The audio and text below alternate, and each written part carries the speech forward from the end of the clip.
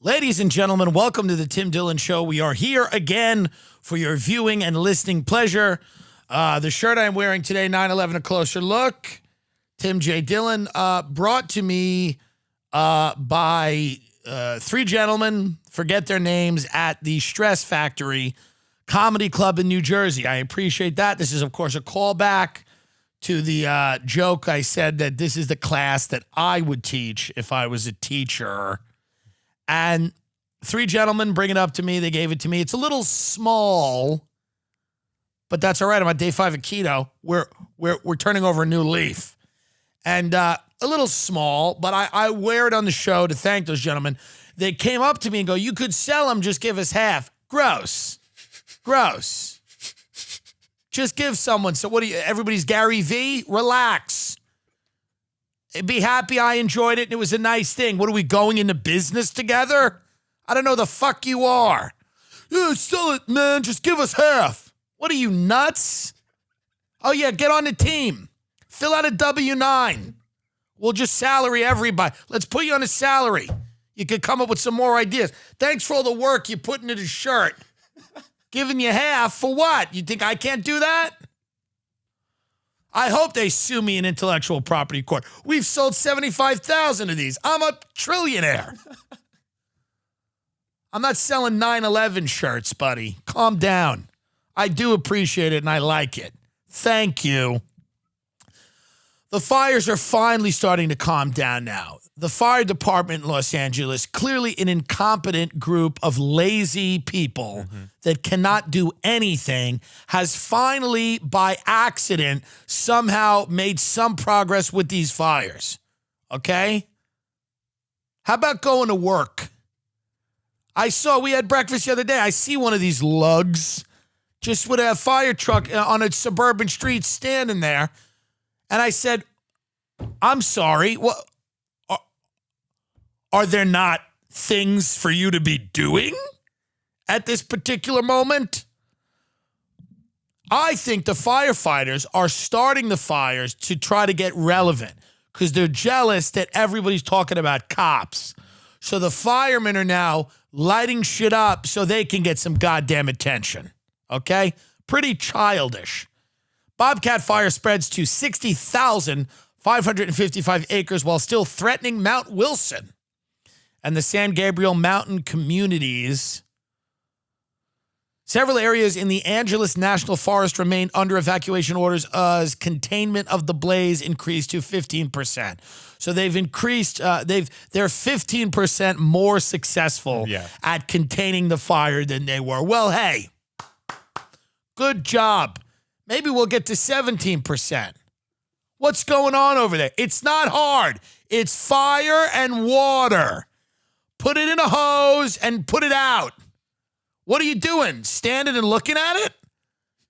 It's pretty easy. If you ever had a small fire in the kitchen, yeah, it's easy. You put water or you put the lid on the thing. Get the air out. Get the air out. Put a tarp on it. Tarp it up. Tarp it up. It's over. Don't fucking stand around trying to feel, because everything now is about, oh, it's so hard. It's the easiest thing ever.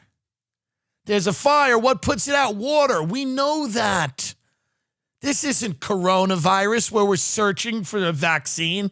We know the enemy of fire is water. Point the hose at the fire and put it out. Am I wrong?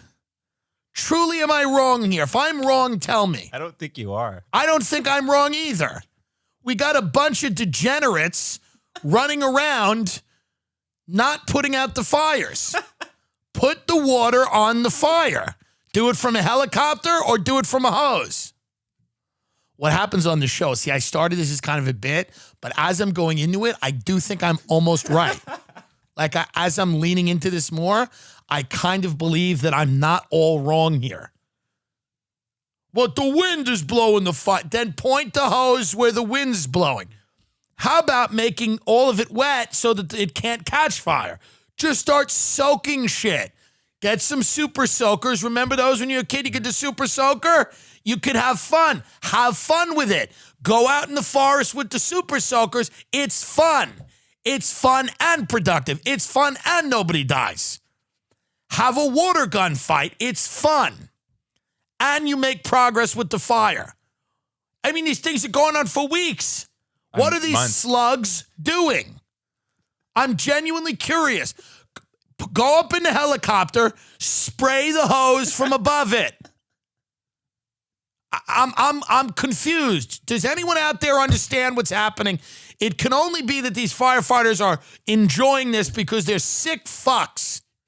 That's what I think. They're sick people. And they like watching things burn. Who becomes a firefighter anyway? What's that about? You like heat? It's a little wild. I'm just saying, rein it in, boys. We've had enough. The citizens of California have had enough. How great would it be if Newsom got out and just threw him under the bus? He goes, we have the most incompetent fire department. I mean, these people can't fucking do anything. I mean, God. They can't do anything. This thing's been burning for weeks. They know it. They know where it's going to go. They just don't care. They're always shocked. It also happens every year. Why are we always shocked that the fire's coming? Get a clue. As Roseanne would say, dumbass. She called me a dumbass. Dumbass. In other positive news in Los Angeles, people are now moving boulders under the freeways to keep the homeless from living there. If you've been to Los Angeles, which many people are leaving, many are evacuating. Ben Shapiro took 75 jobs to Nashville, Tennessee. Joe Rogan took 1 job to Texas. He took Jamie Vernon. So there's an exodus out of California. People are leaving. They've had enough. The homelessness has reached a crisis point. Under most overpasses in California, you see large tent cities, communities, Hoovervilles, if you will, only to be made worse by current economic conditions. But what does a functional society do when presented with such an issue? What does a functional society do? We take boulders and we put them under the bridges so the homeless people can't set up tents there. We take spikes and put them places so they can't sit down. We put rings on the benches in the park so they can't sleep. We make LA into a level of Super Mario Brothers so no one can ever rest ever again. We have those thromps, and that's what they're called. Those big thromp stone things fall down on the homeless people if they, for a second, pause and look like they're going to set up shop. This can't be the solution, okay? Other than the fact that it's pretty inhumane, it can't be the solution of a functional society to just build a lava pit where the homeless people were. That can't work. I don't know what will work, but that just doesn't. Is there more of a sign of a dysfunctional society than 2 guys walking under an overpass with a boulder and putting it down?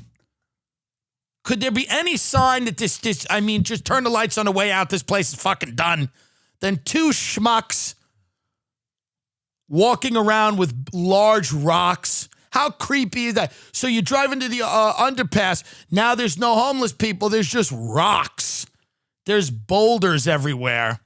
Hollywood screenwriter behind Point Break and Varsity Blues moved boulders in the West Los Angeles freeway underpass to keep homeless people out of the hottest weekend of the year.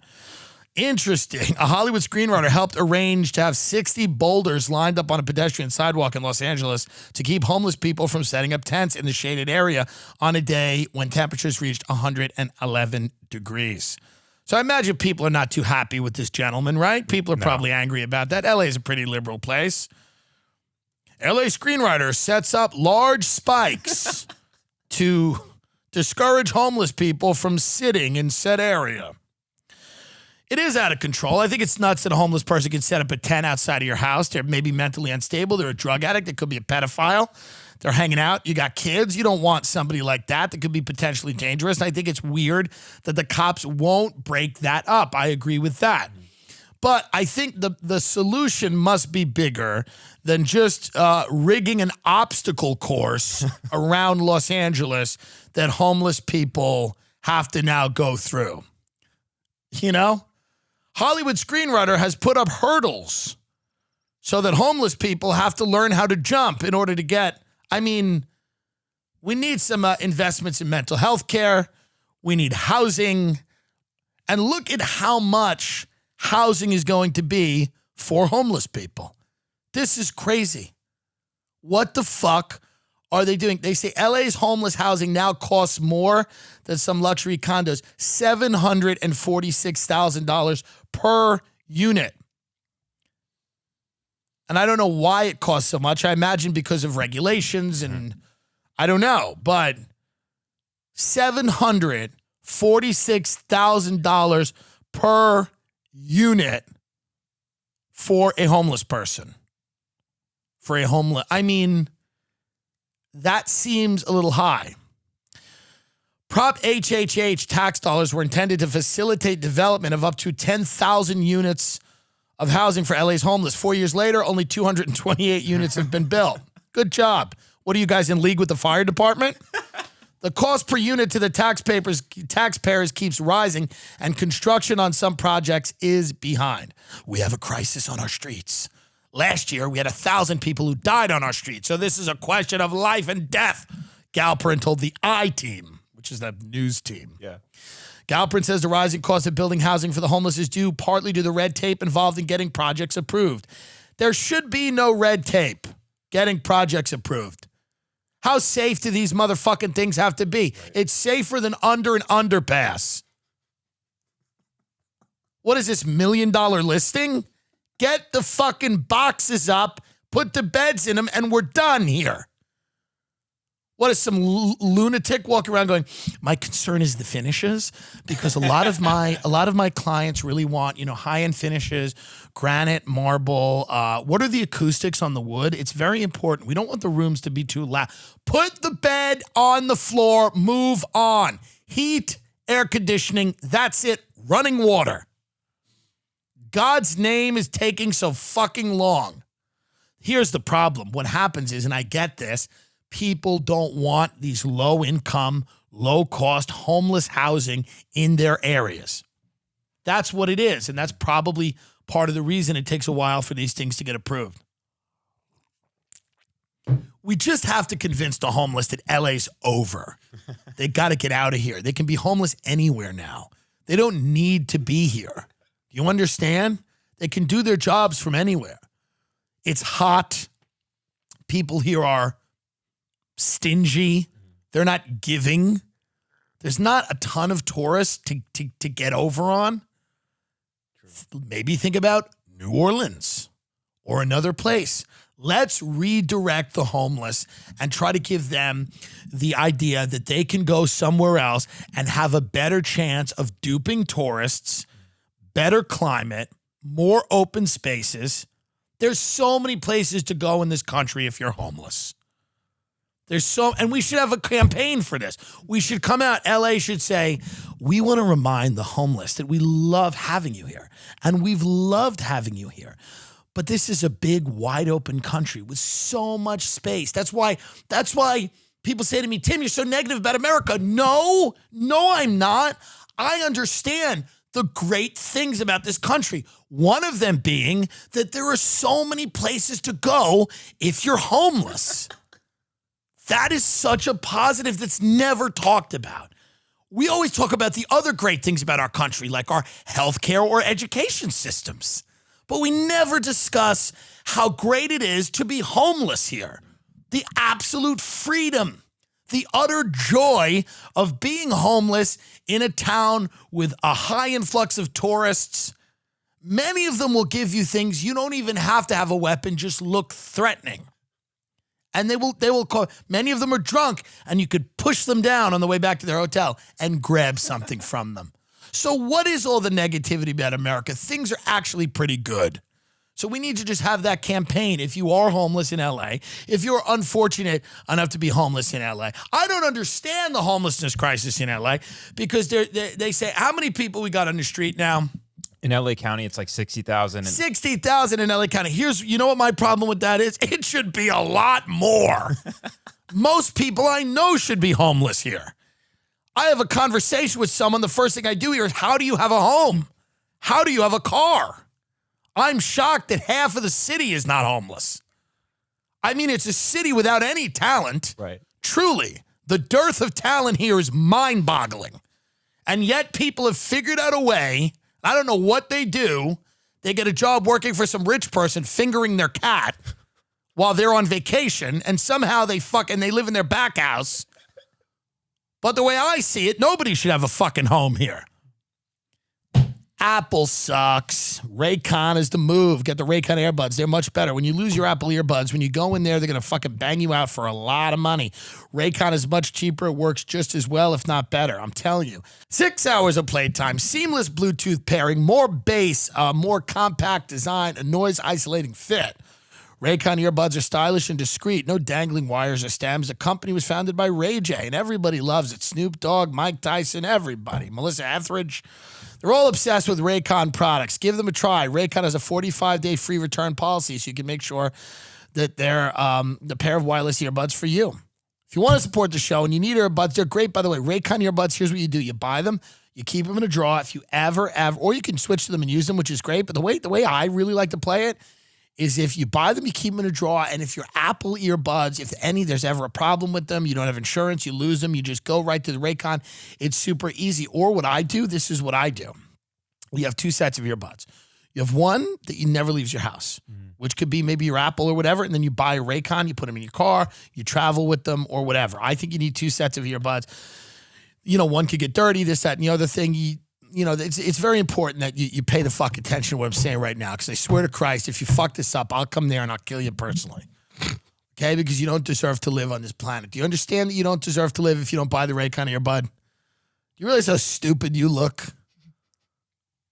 Do you realize how stupid you look to regular people if you lose your earbuds and you don't have a backup? Do you realize that people don't care what happens to you or your family if you lose your earbuds and you don't have a backup ready by Raycon? You know what happened the other day? My mother lost her earbuds. She goes, I don't know what to do. I said, will you shut the fuck up, you stupid bitch? She said, why are you talking to me like that? I said, because you should have got Raycon earbuds. It's a great backup. You should have all kinds of different earbuds. She said, I don't like the way you're talking to me. I said, I don't like the way you're fucking acting, you whore. She said, what? I said, you heard what the fuck I said.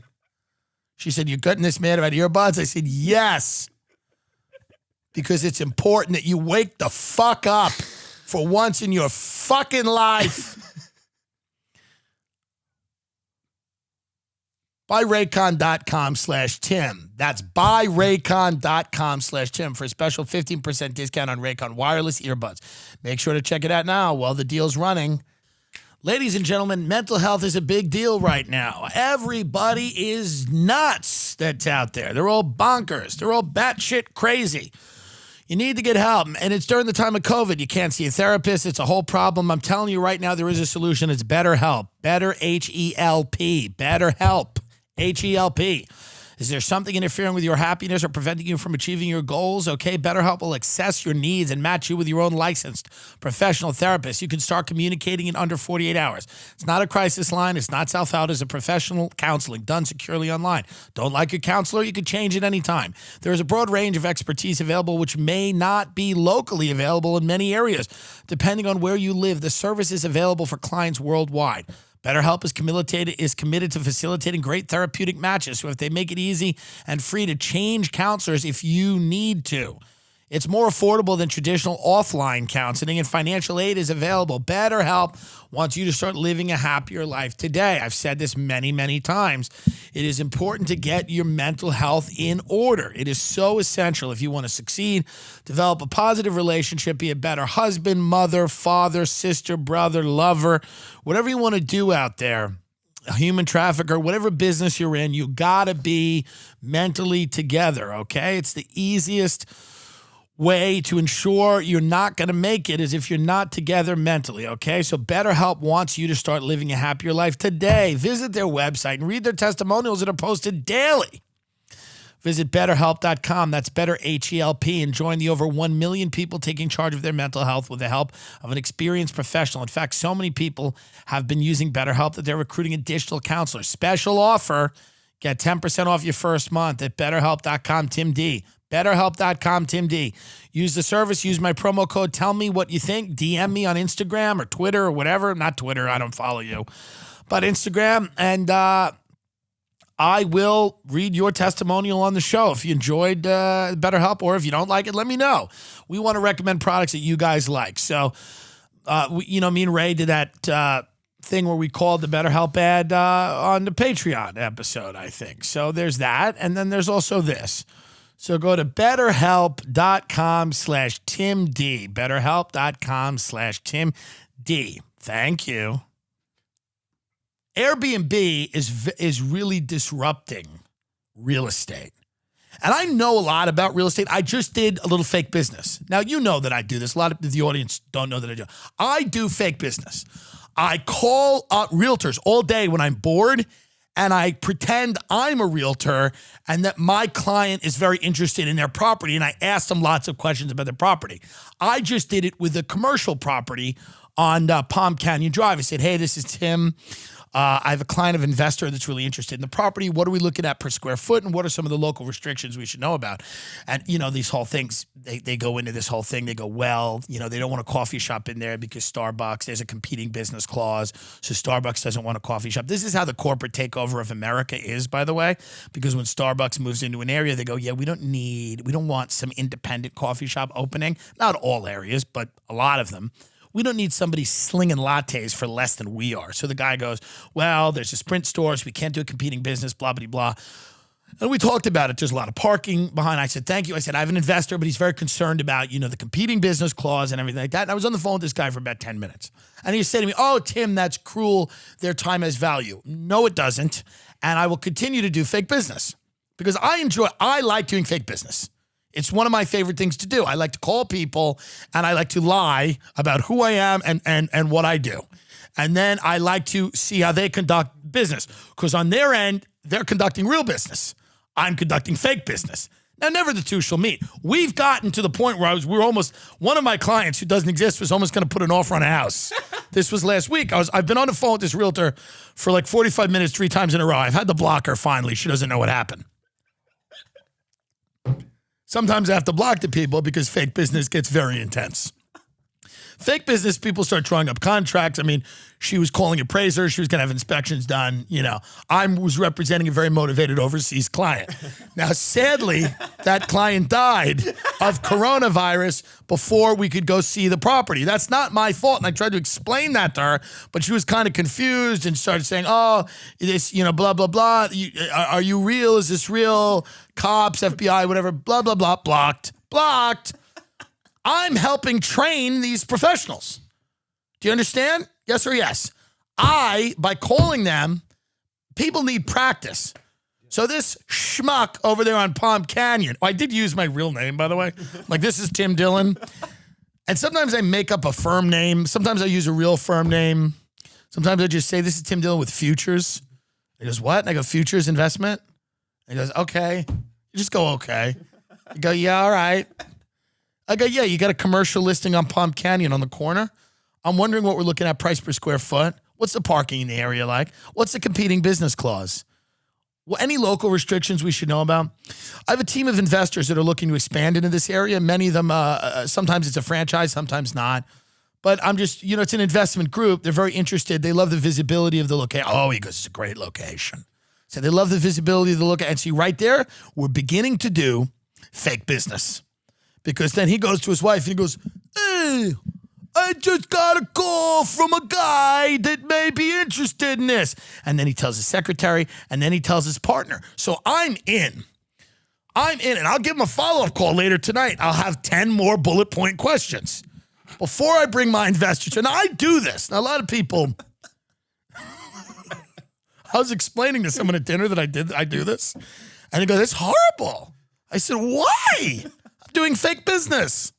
They go, why? I said, I like doing it. So I don't have a real estate license and I can't do real business, but I at least can do fake business. They said, that's pretty sick. I said, maybe you're sick because I want realtors to get the best professional. You golf a lot, right? Mm-hmm. When you golf every day, are you better at it? Yes, absolutely. Now that doesn't matter. Now, even that includes going to a driving range. Sure. Right. Correct. Right. Sometimes I see golfers swing clubs in their backyard. Mm-hmm. Helps. Doesn't matter if it's real or fake. What matters is that this guy's going through the next guy to call him might be real. But I'm going to beat that guy out. I'm going to do a competitive offer because I conduct fake business well. And many people don't. A lot of people do things. People go on fake diets. I've done a ton of them. People do all kinds of things that aren't real. People are fake comedians. Mm-hmm. They pretend to be a comedian for a decade and impoverish themselves and live on a floor and walk dogs. Fine. That's all. When you go home to your family for Thanksgiving and you go, I'm a comedian, they're eating and they're like, no, you're not. You're a pretend comedian. You're a fake comedian. Right. I am a fake real estate investor, and I will continue to do fake business. So if you get a call from a guy that sounds like me, just be forewarned, the deal's not closing. The deal's not closing. I have an interest in presenting myself. I have a lot of clients when I do fake business. They're very busy. Many of them are overseas. They cannot handle. I mean, we should probably get the phone, do a little fake business right now. Maybe we get our phone. Can you get the phone? Let's do a little fake business. Because I don't think people understand what I bring to the table and how good I really am. Do you have is that my phone? Yeah. Let me call this guy back. How do we get him in the Roadcaster? Is he in the Roadcaster?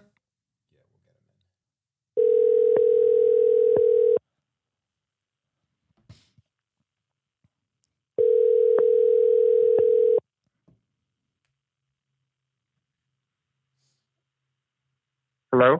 Hey, Adam, Tim Dillon, how are you? We spoke about the property on Palm Canyon a few minutes ago.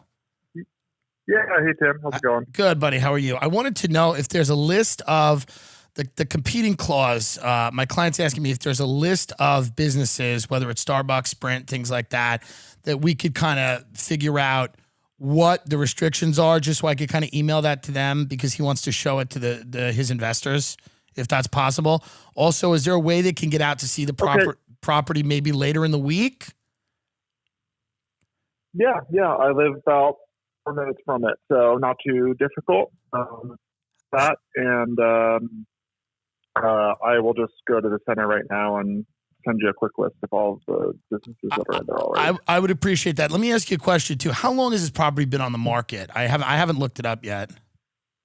Yeah, I've been marketing it for maybe, I just signed it like right when COVID hit, and then I delayed it for like 2 or 3 months. So I'd say maybe like 2 or 3 months now. Okay, and before you had it, was it sitting there for a while or no? They always like to know these things. Yeah, I know Banner Mattress was there up until recently. Okay. I know there's a mattress firm like right across the street. Yeah, I saw that. Would this be a 5-year lease or what are they looking for in terms of commitment? Yeah, it really just depends on the tenant and the rate, things like that. Obviously, the longer the commitment, the better we can do on the rate.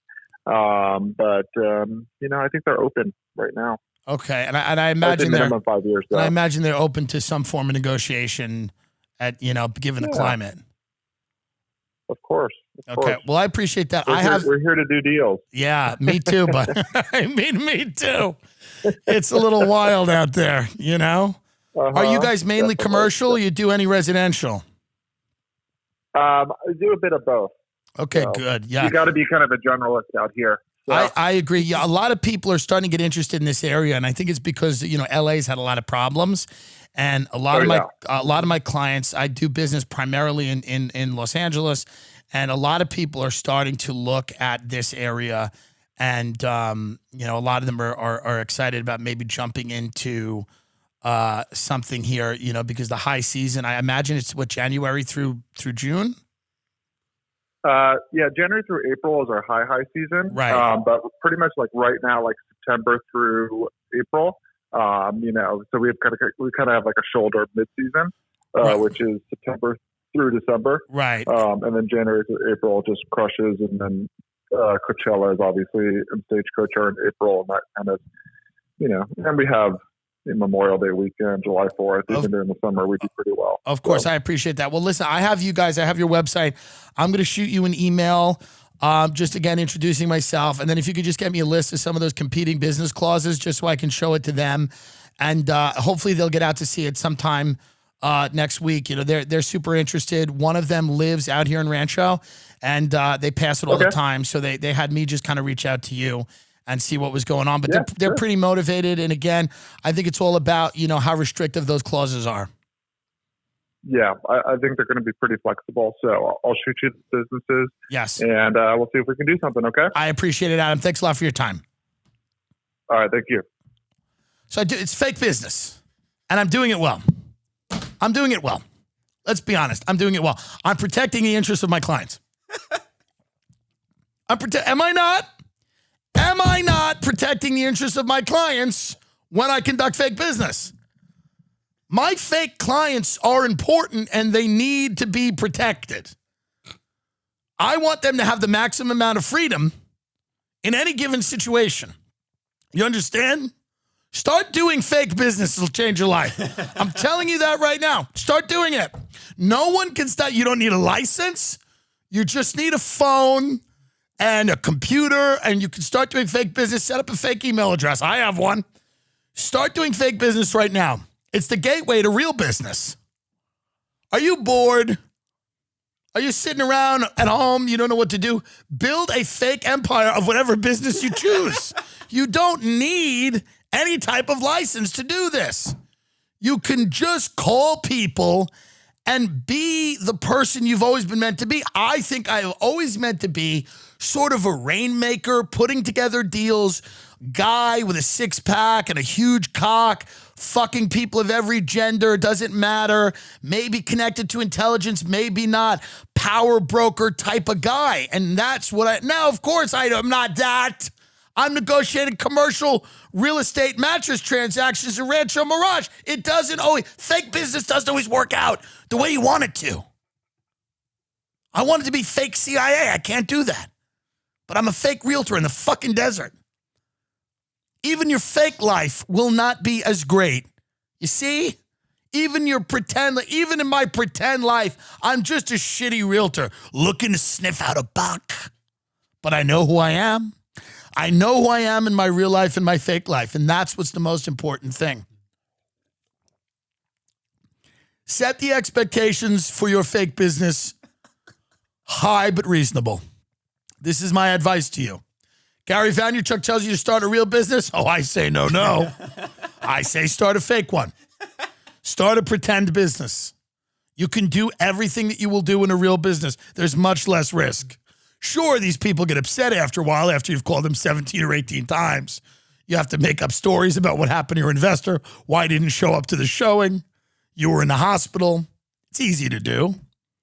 I'm just telling you it's important. Oh, Tim, these people's time is valuable. No, it's not. No, it's not. They love it. All they do all day is talk to 90 people. One of them signs a contract. I'm one of the fake people. Until the contract is signed, all business for intents and purposes is fake business. And I am one of the best. And that's what I've been doing here to keep myself sane. I mean, right now I'm negotiating a strip mall in Connecticut. You see? That's much more complex because there's many different storefronts. You see? See what I mean? As you get better at fake business, you have to start looking things up. You got to know tax numbers. You got to know profit and loss. I mean, you got to really know your stuff. If you want to start talking to I have some real deal people I talk to. They're legit. They make real money. And they think I'm a realtor. You know? They think I represent an investment group. So that's what I think you should do.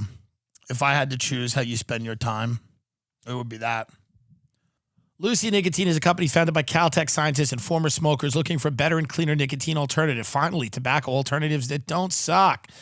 Listen, smoking is bad. It increases your risk for all kinds of problems, not the least of which is corona. Lucy has created a nicotine gum with 4 milligrams of nicotine. It comes in 3 flavors: wintergreen, cinnamon, pomegranate. Smoking's out. Vaping's even out, too. Ben's got to stop vaping, but he can't. One day he's going to wake up, and his lungs are going to be like, because he's just stupid, because he should be smarter, but he's not. I love him and care about him, and I want him to succeed, and that's why I'm going to get him a ton of nicotine gum so that he can finally start being the type of person that I would like to respect. It's 2020. Get rid of your cigarettes. Unplug your vape and throw out your dip and get some Lucy nicotine gum or lozenges. This is the real deal. Subscription to Lucy directly to your door each month. It's so simple. You don't have to leave your house. Lucy has delivery down. Tim Dillon Show listeners, go to lucy.co. Lucy.co. Use promo code TIM, T-I-M. Get 20% off all products, including gum or lozenges. I'm dead serious about this, guys. It's a great thing. You can use it to stop smoking, stop vaping. Dip is gross. You don't want to be doing that. You also got to be the type of person that can dip and not look like a lunatic.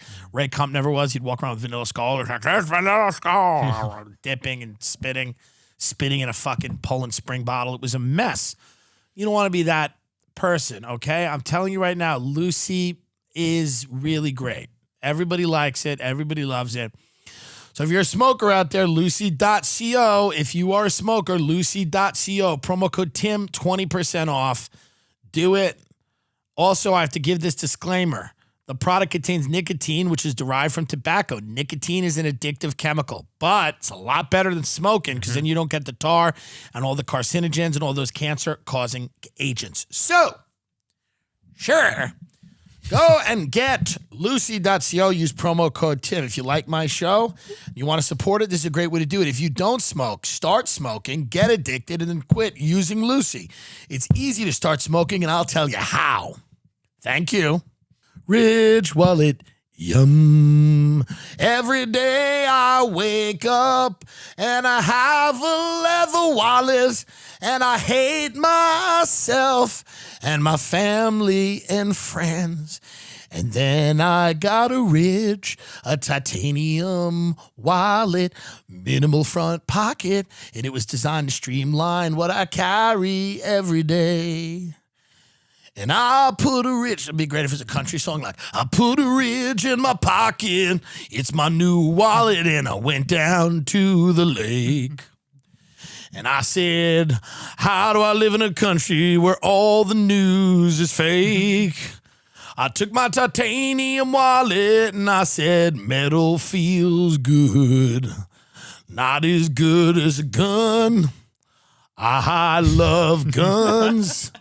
I like shooting guns at people that look differently than I do. Sometimes someone looks differently than you, and they eat spicy food, and you have to kill them. Buy it with the Ridge. I mean, how many times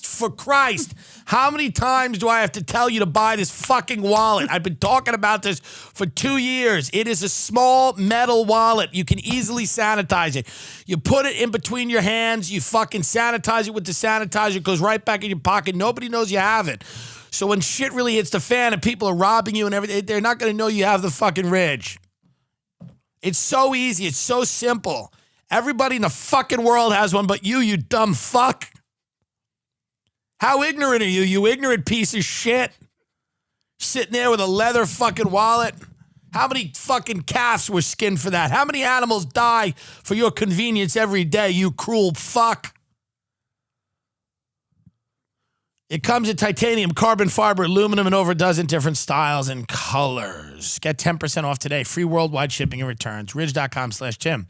That's Ridge.com/Tim and use the code Tim, link in description. 10% off today. Free worldwide shipping and returns. I'm telling you right now, folks, don't be like my idiot father who bought 4 of them and didn't use my promo code. That's just his way of fucking me. Ridge.com/TIM. Ridge.com/Tim. It is so fucking important. Do it now. You're not going to want to have a big bulging wallet in the front pocket of your pants when people come to kill you. Ridge.com/Tim. But LA is getting tougher to live in. It's getting harder to justify living here. Many people are leaving. The state tax in Los Angeles is 13%. 13% state tax. And then it goes up. They're trying to make it 17%. That's almost 20% of your money for high earners. High earners are people that earn $1 million a year. Now, obviously, we're not crying for anyone that makes $1 million a year. But if you're making $1 million a year in a business where you don't have to be in California and you can go somewhere else and not pay really high taxes. It would be one thing if the high taxes led to people having better lives.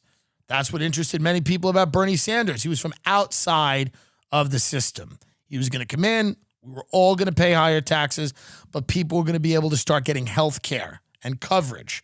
And it was going to be a transition, and it might take years, maybe even a decade. And there would be some pain involved. But at the end of that situation, perhaps, I don't know if it would have worked or not. It was worth maybe trying. At the end of that situation, you were going to potentially have coverage for people. And then if you're going to pay higher taxes, the idea of having health coverage makes a lot of sense.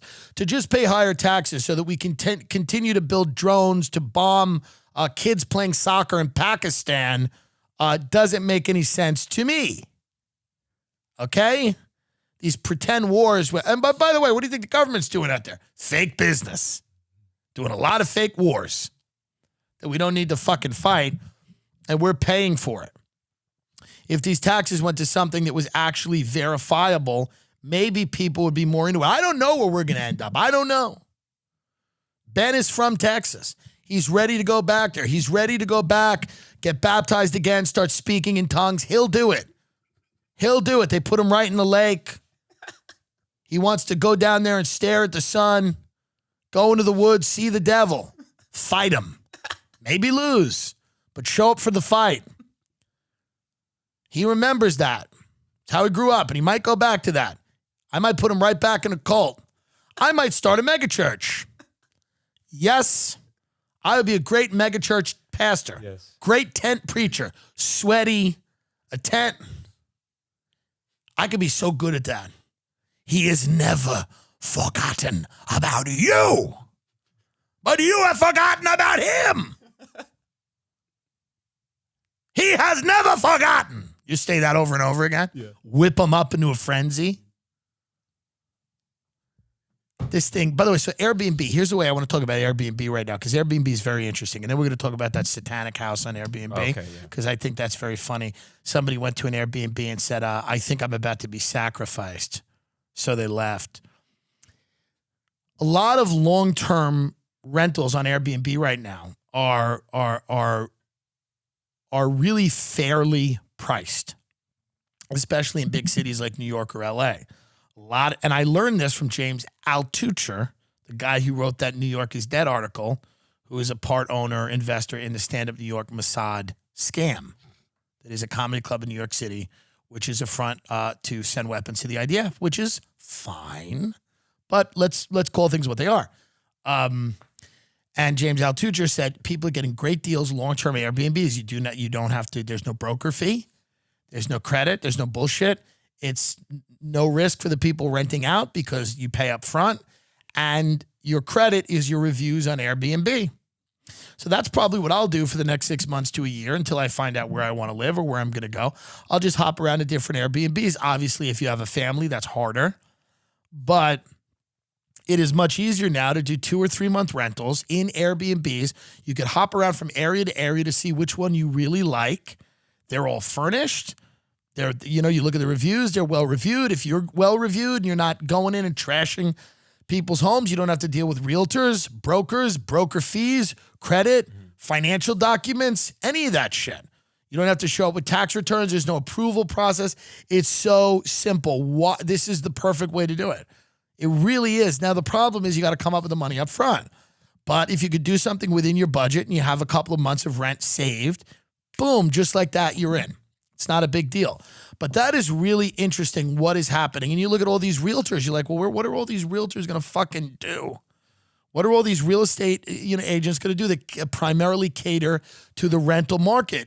Like Uber, Airbnb, and this is really the thing with capitalism. It's like you do have these it is kind of an issue here where you just have these companies that are very efficient. They come into a market, they disrupt it, which I hate that word, but that is what's happening. And then they realign the market so that they trim the fat. And the fat is a lot of people's livelihoods. A lot of people make a living on that fat, chewing on that fat. And a lot of companies and these tech giants that are worth billions of dollars employ very few people. So then you think maybe the realtors transition into property managers. Maybe they transition into, the cleaning crews now are working, especially because of COVID, but also, they have to flip the property and they have to go in there and clean. There may be jobs for people to transition to. I hope so, and that's what I see happening is very interesting. I spoke to somebody in real estate and they're like, Airbnb is very interesting and it's taking a lot of the process, which is annoying. The process, you don't have to go see the house. You don't have to do it. You just look at the pictures. They're high def. People go, the pictures look exactly like the house. You read the reviews. You go, good, I'm in. That's it. It's easy. You pay a cleaning fee. You pay up front, and then you're just kind of in. You can stay there 2, 3, 4 months, whatever. You could stay a month, say, fuck it, I hate it. I'm going somewhere else. And this really works for people that don't have a lot of shit. If you have a lot of stuff, I live out of a bag. I have clothes. That's it. I don't want to furnish anything ever. Truly. I have no interior design. It's the least gay thing about me that I don't like interior design. Also that I look and sound the way I do. But I don't care. I want to buy a furnished house. If I go to Texas, I'm getting a furnished place. Somebody else will furnish it. Somebody else will do it. Couples love doing that. Couples like walking around stores. They have nothing to do. Being, I don't know. I think, is this the lamp that we like? Is this it? Is it this is what it is? I don't have any time. I'm doing fake business. I'm trying to save the world. I'm entertaining people. I don't give a shit about the coffee table. Does it work?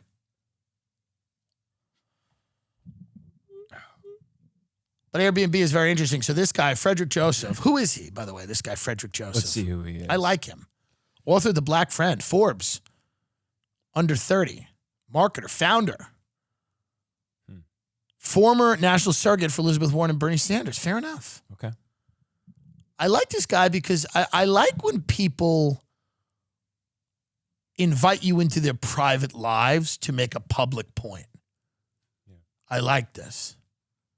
I'm going to read his whole thread here on Twitter. He's trying to get a refund from Airbnb, but I've kind of done things like this. I give up because I want to just insult the company and lie about what happened more than I actually want my money back. So I will, I was famously in a feud with Dan Kim, the CEO of Red Mango, frozen yogurt. And then I would say that I was raped in his store. And to me, it was more important because I just said, let us make our own yogurt because they still made it for you at Red Mango. It was the heyday of self-serve and this motherfucker would. So then I just started claiming I was being raped in his store and that there were rapes happening in his store. Now that was more important to me than any type of real change. Do you see what I mean? I was just trying to use buzzwords to get attention and to upset him. I just want to upset people on social media more than I want to get something. Frederick Joseph says, we just drove 3 hours. My 8-year-old, wait a minute. We just drove 3 hours. My 8-year-old brother for a getaway. Okay. Another thing, folks. Let's do the grammar a little bit if we're going to go out and call out a company and try to make a little money, which I have nothing against. We just drove 3 hours. My 8-year-old brother for a getaway in the house we arrived at ended up having seemingly satanic items and stuff for witchcraft rituals. We had to leave because my brother and the rest of us were frightened, but Airbnb won't refund me thread. So now the first 4 pictures are a Bahamut, so go up here. We got Bahamut, which is creepy because it's the goat figure with the satanic pentagram, and then 2 children looking up at Bahamut, and then next to it is a picture of a goat. It is creepy. The people that own this house are probably Satanists, but many Satanists aren't really dangerous. They're annoying. They're just people that tried to get into something because they couldn't figure anything else out. They're like, I'm going to put a bunch of candles around my apartment. Right. Hopefully my life now has meaning. Spoiler alert, it does not. It does not. Your embrace of the dark arts notwithstanding, go to work, please. I rented this house to do writing and spend time with my fiancé, brother, and cousin. Already, I don't love that idea. Already, I don't love the idea of you going with your fiancé, brother, and cousin to do right. Why are you going somewhere to do writing with 3 other people? I don't believe you're doing any writing. Be honest. I rented the house to work out, and I brought with me a cake. It doesn't make any sense. I call out companies all the time, but again, I'm never looking for a refund. I'm just looking to get someone in the company very nervous about something, even for a split second. And then they find out I'm a comedian and then move on. But even for just a split second, if somebody at Red Mango has to read the words, I was sexually assaulted in your frozen yogurt shop. And I started doing this because I had the chocolate sorbet soft serve, which had sorbitol in it, a sugar alcohol, which made me shit myself for 72 hours like I had dengue fever. I basically had malaria, okay? And it was not nice. So then in order to kind of right the wrong there, I then started tweeting at Red Mango that I was viciously attacked. I had to delete the tweets. I was in danger of being removed from Twitter. I rented this house to do some writing, lie, and spend time with my fiancé, brother, and cousin. It seemed like a nice place, pretty basic layout from the listing pictures below. But as we drove up, we noticed there were no other houses in the area, just rundown shacks and no phone signal. Now, what do you think, Ben? Ben, you think everything's satanic, Benjamin.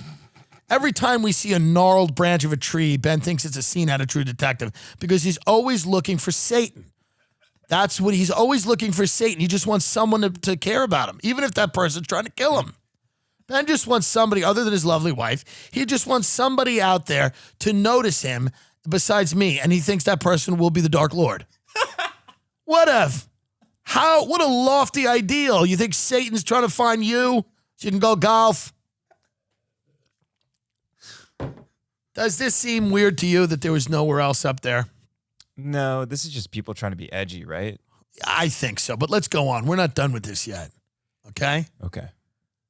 When we walked up to the house, we noticed an animal skull hanging on the outside of the house. So I went, by the way, I had an experience like this. I had an Airbnb in Montauk, and it was all Native American stuff. Yeah. And I'm not saying that Native Americans are Satan, but they've got some animal skulls and some things. It was a motif. The decor was not for me, especially because it was a white woman named Sarah. Okay? Now, you know the way I feel about cultural appropriation. I think it's bullshit. But I do get uncomfortable when a pretty, peppy white chick serves me chicken and waffles. I want a mean, middle-aged black woman who's seen things to hand me my chicken and waffles, okay? And I want her to call me sugar. And then I want her to go in the back of the restaurant and say, call me that big motherfucker. I don't want some girl who went to Oberlin College. I don't want somebody named Sarah renting out a shack in Montauk and fucking, thinking she's Pocahontas because she's threw a bunch of fucking quilts in it. Sarah, you're the person that gave them the smallpox blankets. You. When I went to the basement and found more animal skulls and ritualistic floor markings. Where are they? Does he have photos of them? I don't think so. And then I went up to the rooms to find much more. It is a creepy house a little bit. As we walked through the 2 rooms, we found a bunch of imagery, candles, books, etc. for rituals, and what looked like devil worship. My brother was terrified, as were we. We called Airbnb. See, I would have fun. If I was a Satanist and I had this type of house, it is creepy. I would put a picture of John Podesta in the kitchen and a picture of Hillary Clinton. Just fun. Have a little fun with it. Have a little fun with it. We called Airbnb and told them we couldn't stay there and explained the situation. Keep going down. We were told that we couldn't receive a refund, and they spoke to the owner, who said they were just a few small art pieces and that they could come remove. This was a lie. It was a whole damn house, not a few things. A Bahamut hidden behind a dead bird in a bag. There was also a bridge from the woods behind the house to the back patio. Needless to say, we left because we are black. I don't know what that has anything to do with this. I don't understand that either. But I guess it's like a movie. Like they're like, this is a horror movie. We're black. We know this works. Yeah, I guess. But I get it. Black, white, Asian, whatever. Pacific Islander, Norse people, Nordics, whatever. Who's ever out there. I understand this is creepy. Needless to say, we left because we were black and not dealing with something that was, one, advertised, completely different. Wouldn't it be funny if you went to the Airbnb listing and they were like, it literally says Satan's Lair. You know, there's some angry Airbnb person that's like, it says Satan's Lair in the description.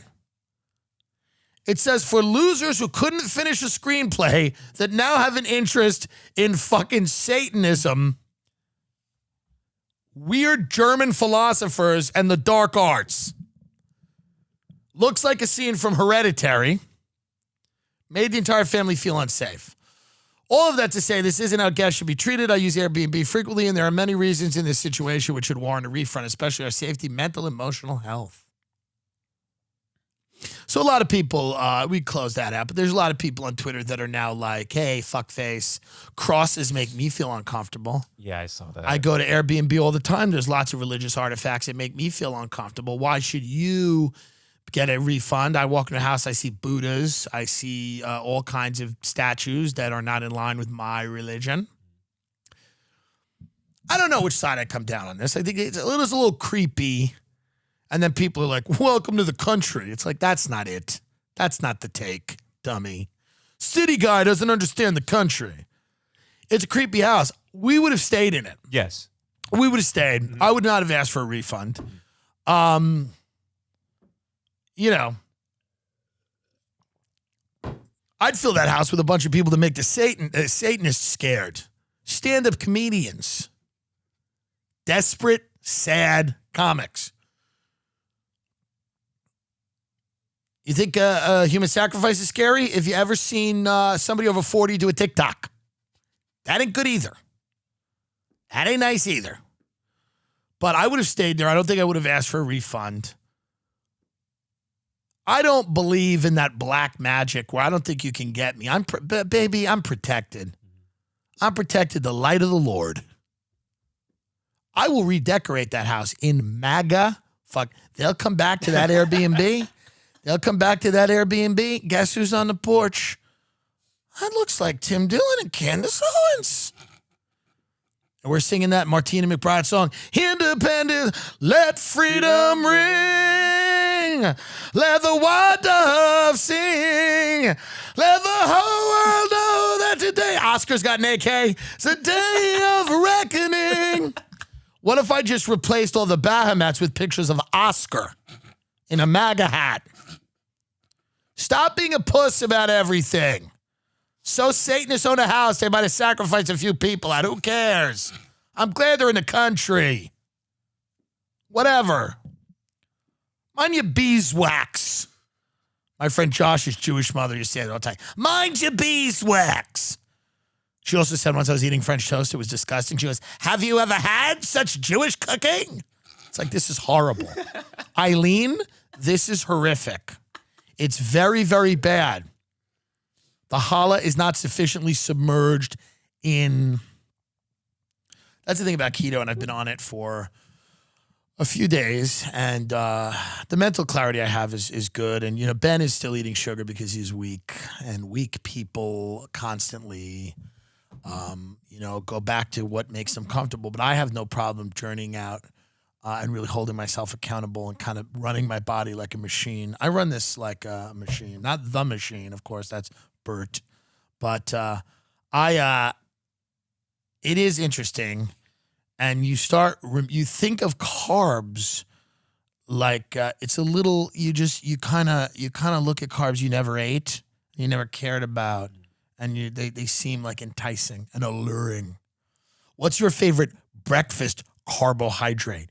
If you had to pick a breakfast carbohydrate, let me give you the options. Okay. So you don't say something completely absurd and derail the entire broadcast, as you've done many times before, which is why Lee Sayat will be here very soon. Lee's coming. I'm shipping Lee Sayat in. FedEx. He'll be joining the program. Oh, he's here right now. Hello? You stay there until we're ready. I'm kidding. Height means nothing. I like Lee. I love Lee and Joey and the church and the whatever it is, whatever else. I love everyone. My love for everyone is immeasurable. You can't measure it. Can you measure it? Correct. What is your favorite? The choices are pancakes, waffles, and French toast. Oh, man. What? Well, why are you shocked that those are the choices? I thought you were going to throw bagel in there. Ooh. Okay. Are you ready? Pancakes, waffles, French toast. Those are the choices. It's pancakes for sure. Very interesting. Let me explain to you the breakfast carbohydrate pyramid. For those of you who are out there who are not on keto that might want to indulge in these things. Pancakes are, they are the most edible because they are made well with the highest frequency. Okay? You go out and order pancakes, they're good 80% of the time. Yeah. The waffle, you go down to 50%. Now, French toast. Now, here's the fucking thing. Listen up. If done well, if executed perfectly without a fucking smidgen of a inaccuracy, it has to be done to the T. Every morsel perfect. French toast is the best if it is really done well, but it is rarely done well. French toast is only done well 30% of the time. These are scientific figures from being fat for 20 years, 25 years. These are scientific figures, studies I've done across the country, doesn't matter, across the world. French toast can be amazing.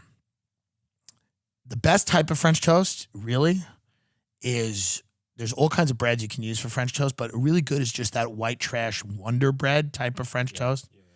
That's really good. Ton of butter in a pan, nice and soft, store-bought syrup. Never that Vermont shit. It's never as good. That gooey, what is it basically? That syrup is basically just high fructose corn syrup. Yeah. That's all it is.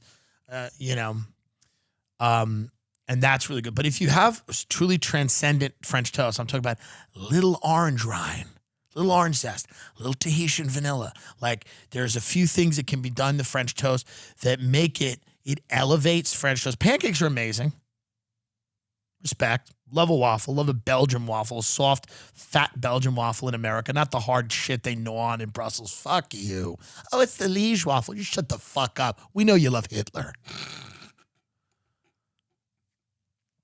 But waffles are often too crispy. They're burnt. They're dry. They're not good. They become crackers you dip in syrup. It's a problem. Pancakes can get too fat, too fluffy, too bready, too dry. They need to have a life to them. The best pancakes are at the Clinton Street Baking Company in New York City. Why? Because they're soft in the middle, but on the outsides, they have that little hardened brown butter loop. And that is hardened because it is the way your parents used to make them. Because parents, the butter would not go in the pan. They didn't know the butter was all over the pan and it would kind of unevenly kind of cook the pancake. So when you're eating the pancake from the Clinton Street Baking Company, you remember when you thought there was love in the world. That's why they're so good. Because you remember when the world made sense and you thought there was love. And now, of course, you realize that those were childish fantasies, that we are living in hell and we are all demons. But that pancake makes you feel better. There's a great place called Burnt Toast in Algonquin, Illinois, Elgin, Illinois.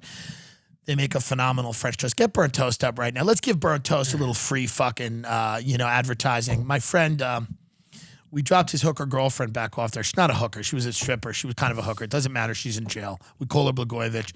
She has a couple of kids, different races. She's very woke. We respect her. The point is this. We went there to drop her dogs off to her. And I had breakfast at this place. This place is such a fucking good breakfast place.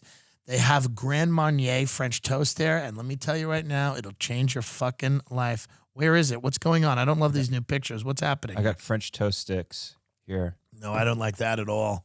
Interesting. I don't like this at all. Something's happening and I don't like it. I'm about to launch into a diatribe that is against you. Can you just Google image burnt toast, Elgin, Illinois, French toast? Let's try to find this. Elgin, ELGIN. Yeah, I don't know why it's not coming up here. Send me a photo. Do you have Yelp or TripAdvisor or anything? Yeah, let's get on Yelp. Go on Yelp because this is great French toast. And if you send me a picture of your banana bread French toast, I will do absolutely nothing, but I will repost it.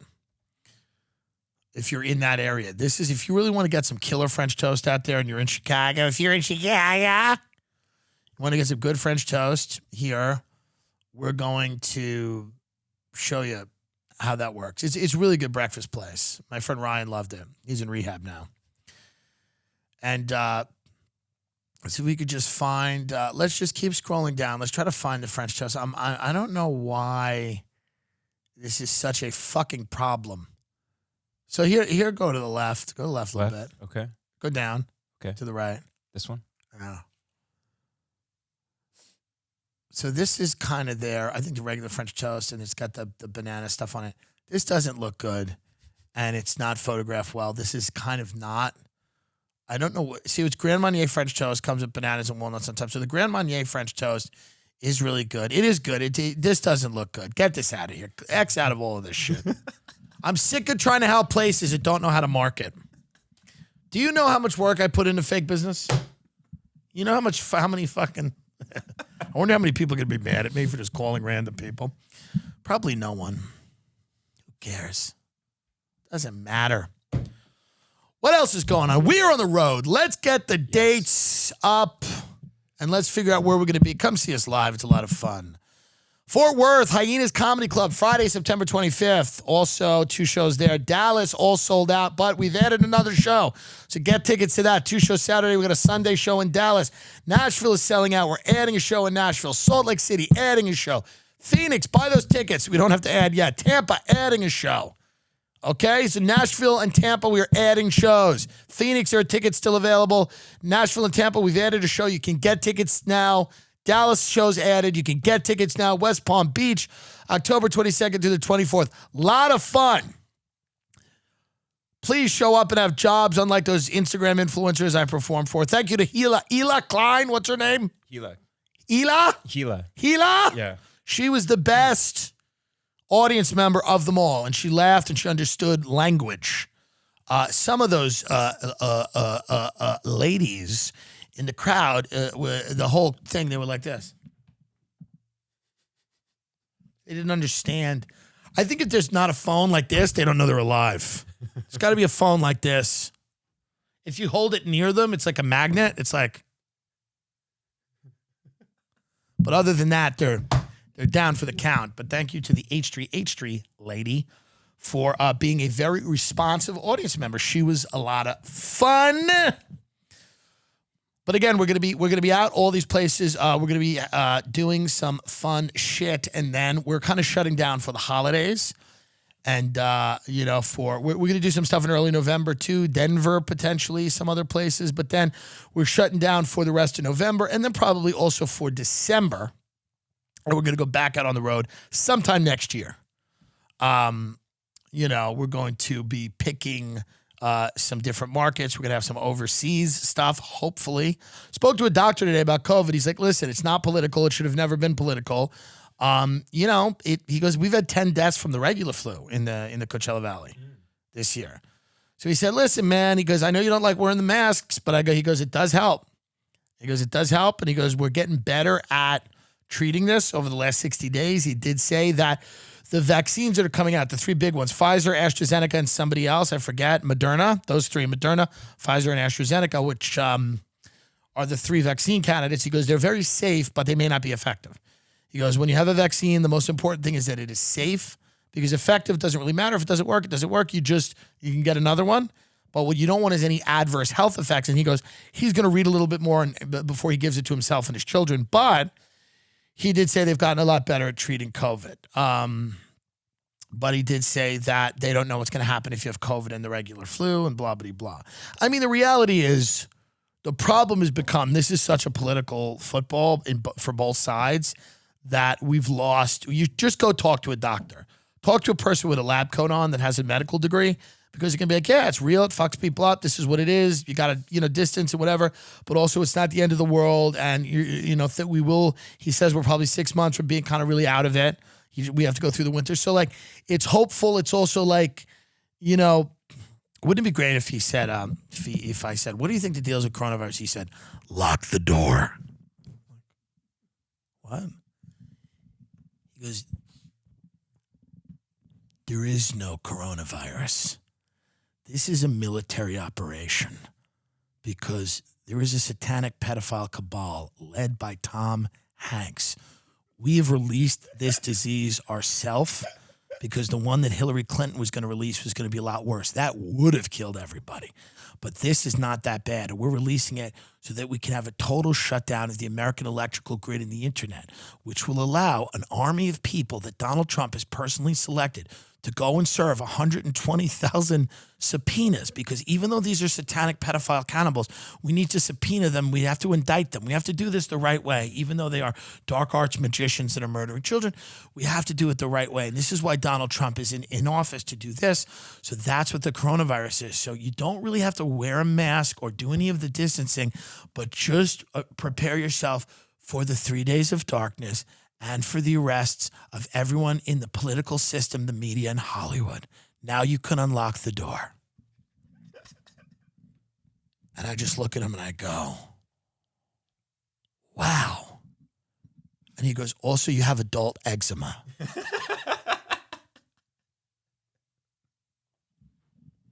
That's what I was expecting.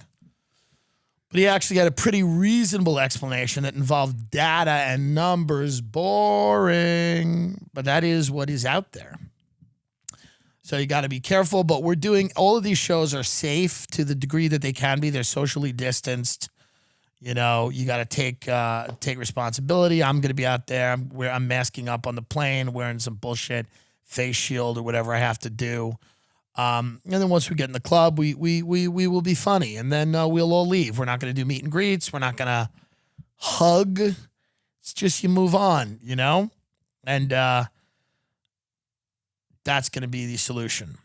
We're going to run now because the episode is over, but more importantly, I have a lot of stuff to do on that commercial property right now on Palm Canyon. I have to start looking at cash flow statements, profit and loss, kind of a big deal. So I will. Have you ever done fake business? No, but I've seen you do it millions of times. You're not cut out for it. You're not cut out for it. That's not an insult, but you're not cut out for it. There's a certain type of person that is cut out to build an empire that doesn't really exist. And I am that person. So anybody out there answering a phone call, trying to do business, beware, because I'm coming and I have the facts and the stats, and that deal is not going to close. In fact, I'm going to be like a vapor. Like, this guy used to call me all the time. He had all these motivated clients. Whatever happened to that guy? That guy disappeared. He's just sitting on the porch of a Satanic B&B with Candace Owens and a gray cat, loading AK-47s and singing songs. Because the power of Christ will not be beaten. Good night.